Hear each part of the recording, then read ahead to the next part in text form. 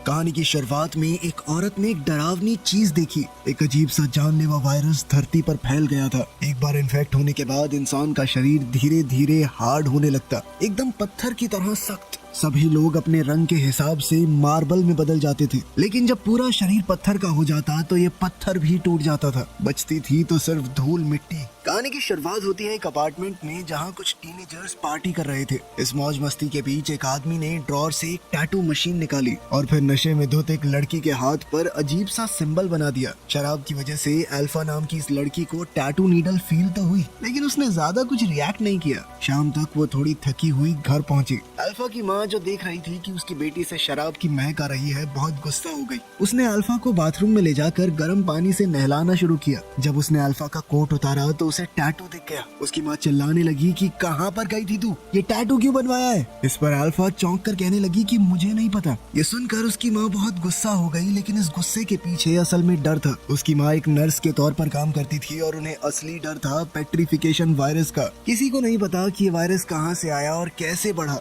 और सबसे बुरी बात यह है कि ये वायरस शरीर के अंदर बहुत लंबे समय तक बिना कुछ किए रह सकता है। जब इंसानों को इस वायरस के बारे में पता चला तो ये पहले ही पूरी दुनिया में फैल चुका था। लगभग आधी दुनिया इस वायरस से इन्फेक्ट हो चुकी थी। अल्फा की माँ को डर था कि कहीं गंदी नीडल ना इस्तेमाल की गई हो उसका ये टैटू बनाने के लिए। उसने जल्दी से अल्कोहल का इस्तेमाल करके उस एरिया को डिसइंफेक्ट किया और कहा कि कल हॉस्पिटल आ जाना, टेटनस का शॉट लगाना है।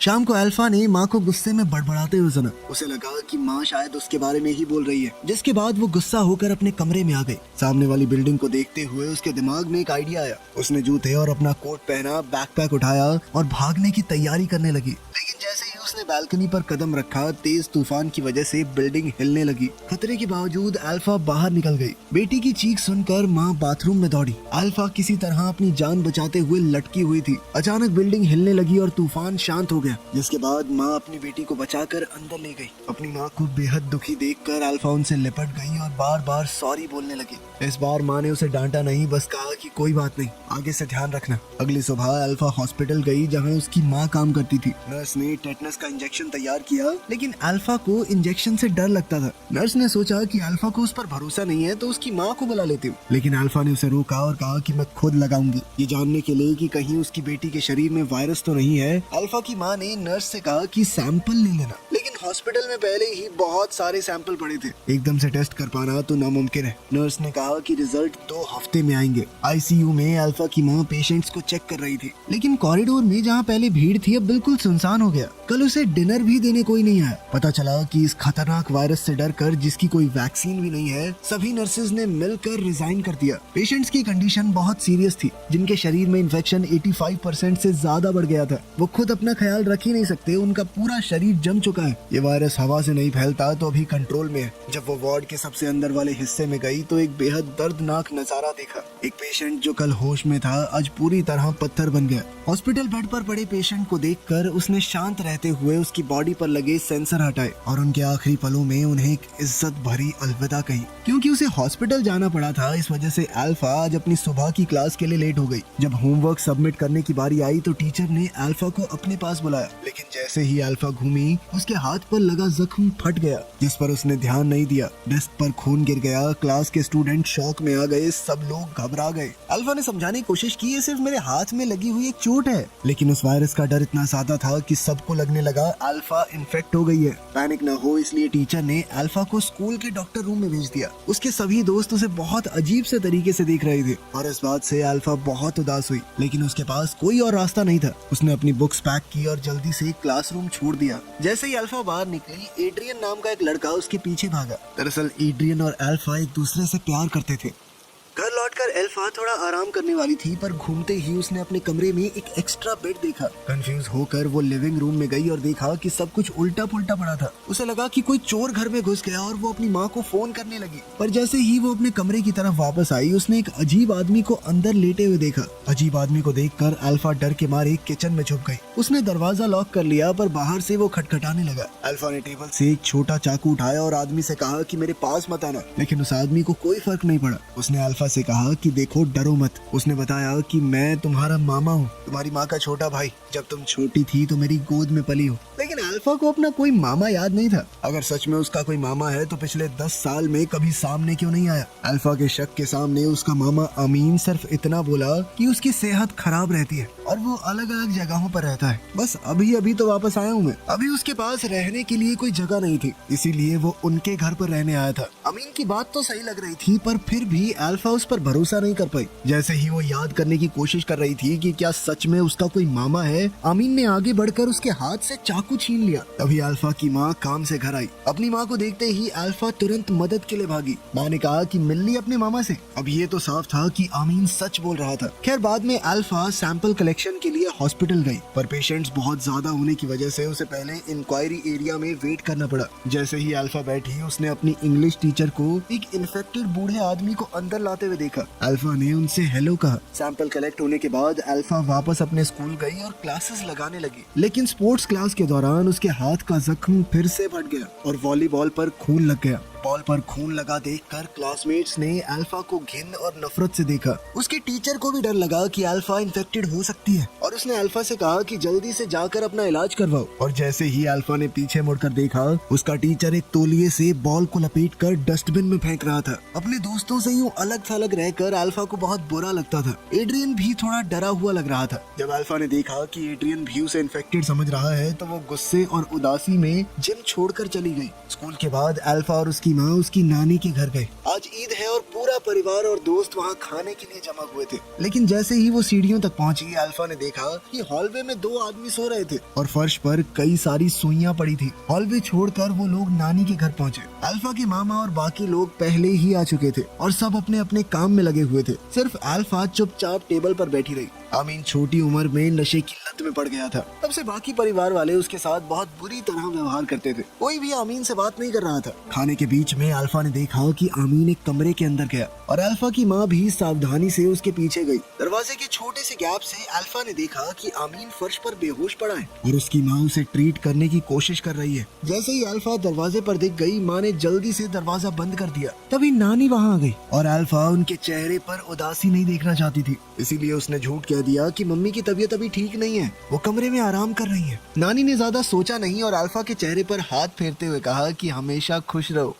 स्कूल में अल्फा के साथ फिर से बाकी बच्चे बुरा बर्ताव कर रहे थे, क्योंकि ये वायरस किस तरह से फैलता है ये बात पता ही नहीं किसी को। इसीलिए सभी बच्चों को डर लग रहा था कि अल्फा इन्फेक्टेड है और वो उससे दूर रहना चाहते थे। खासकर तैरते वक्त कुछ बच्चों ने अल्फा को घेर लिया और कहा कि तुम स्विमिंग करने मत जाना। लेकिन अल्फा को ये पसंद नहीं आया कि वो बच्चे उसे दबा रहे थे और उसने उन सब के ऊपर थूक दिया। ले अब तुझे भी लग गई बीमारी, ले। बाद में स्विमिंग क्लास के दौरान जिस लड़की पर अल्फा ने थूका था, उसने बदला लेने के लिए अल्फा को पीछे से खींचना शुरू कर दिया और उसके साथ ही मिलकर अल्फा को डुबाने लगे। अल्फा ने लड़ने की कोशिश की, पर गलती से वो पूल की दीवार से टकरा गई। उसका सर घिस गया और बहुत सारा खून बहने लगा। पूल में खून देखकर क्लासमेट्स घबराकर भाग गए। स्कूल में बेटी को चोट लगने की खबर मिलते ही माँ तुरंत वहाँ पहुँची, लेकिन प्रिंसिपल ने शैतान बच्चों को सजा नहीं दी। उसने अल्फा से ही कहा कि तुम थोड़े दिन की छुट्टी ले लो। सच ये था कि स्कूल को बहुत सारे पेरेंट्स की तरफ से कंप्लेंट्स आ रही थी, जिसमें पेरेंट्स चिंता जता रहे थे कि हो सकता है अल्फा इन्फेक्टेड हो, उसको हमारे बच्चों के साथ मत रखो। अल्फा की माँ ने कहा कि रिपोर्ट आने तक इंतजार कर लो, लेकिन प्रिंसिपल ने कहा कि इसे घर ले जाइए और तभी वापस आइएगा जब रिपोर्ट क्लियर हो।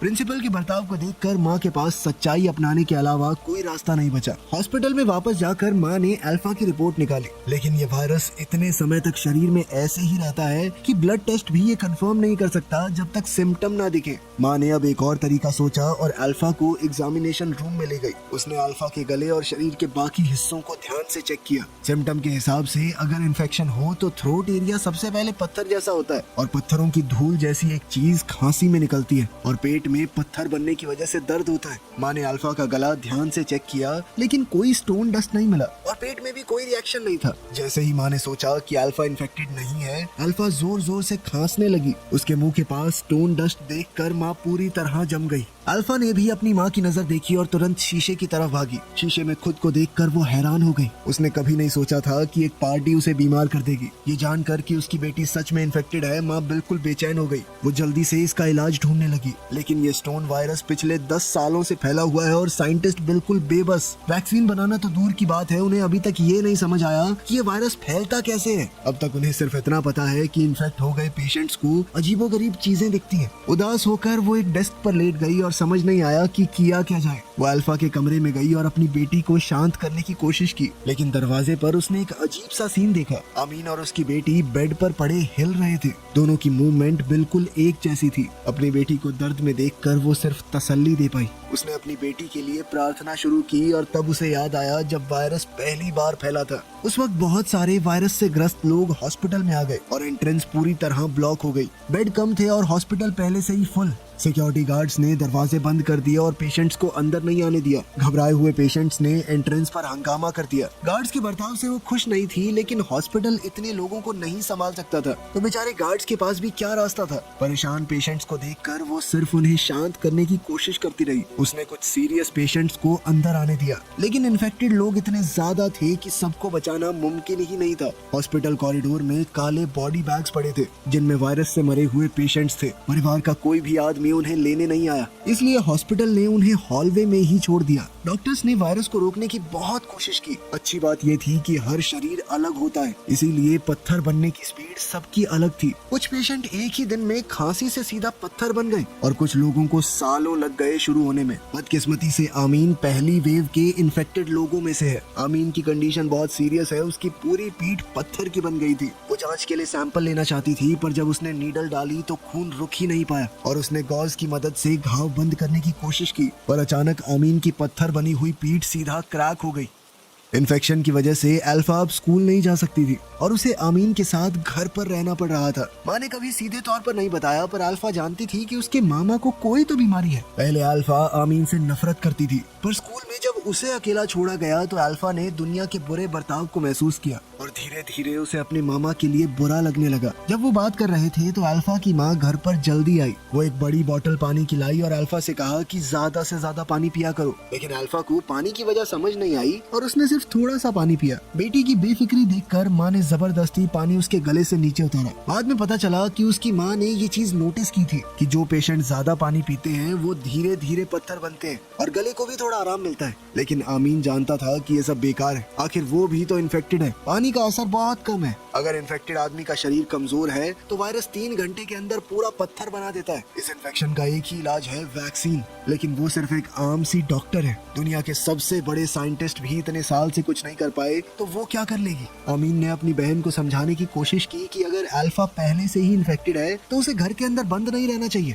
उसे जिंदगी को पूरी तरह से जीने दो, पता नहीं कितने दिन की मेहमान है ये बच्ची। लेकिन अल्फा के वायरस को फैलाने के डर से माँ ने सीधा मना कर दिया। इस बात पर घर में बहुत झगड़ा हुआ। जाने से पहले बेटी भाग न जाए इस डर से माँ ने दरवाजे को लॉक कर दिया। शाम को एक उदास अल्फा बेड पर करवटें बदलती रही, जैसे उसे लगा कि उसकी जिंदगी ऐसे ही खत्म हो जाएगी। ऊपर से एक जोर की आवाज आई। जब अल्फा ने दोबारा आंखें खोली सब कुछ नॉर्मल था। पता चला कि ये सब सिर्फ एक सपना था। अपनी उदास भांजी को देखकर आमीन ने खिड़की खोली और अल्फा को छुप कर घर से बाहर निकाल दिया। वो एक बार में पहुंचे जो इन्फेक्टेड लोगों से भरा हुआ था। वहाँ सब लोग बात कर रहे थे, हंस रहे थे और उनमें से किसी को भी ऐसा नहीं महसूस हो रहा था कि वो गलत कर रहे हैं। वो लोग यहाँ अपने आप को बाहर की दुनिया के प्रेशर से फ्री महसूस करते थे। इस जगह पर कोई उन्हें जज नहीं करता था, कोई उनके साथ बुरा बर्ताव नहीं करता था। ये सीन देखकर अल्फा का डिप्रेस्ड मूड तुरंत बदल गया और वो हॉल में इन्फेक्टेड लोगों के साथ डांस करने लगी। सुबह होने तक वो लोग एंजॉय करते रहे। फिर अल्फा अपने मामा के साथ बाहर से निकल गई। आमीन ने अल्फा से कहा कि जितना वक्त बचा है उसमें सब कुछ करो जो भी करना चाहती हो और अपनी सारी छुपी हुई भावनाएं बाहर निकाल दो।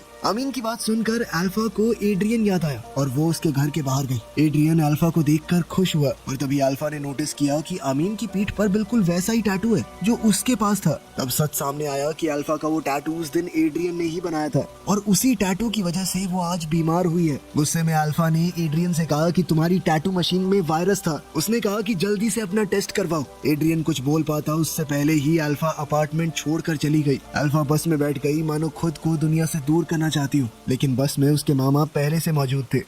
अब आमीन अल्फा को समुद्र के किनारे ले गया और उससे कहा कि मेरे लिए काम करोगी। अल्फा ने सोचा कि शायद उसके मामा को थोड़ी शांति चाहिए, पर अचानक से उसे पता चला कि आमीन कहीं से ड्रग्स ले आया था। अल्फा उसे रोकना चाहती थी, पर यह बात उसके होठों तक आकर रुक गई। उसे समझ नहीं आया कि शुरू कैसे करे। जब तक वो कुछ बोलती आमीन बेहोश हो गया। अल्फा भागकर पास वाले होटल में गई और अपनी माँ को फोन किया। अपने भाई की हालत के बारे में सुनते ही उसकी माँ तुरंत वहाँ पर आई। वहाँ पहुँचते हुए उसकी माँ को बीते हुए कल के दिन याद आए।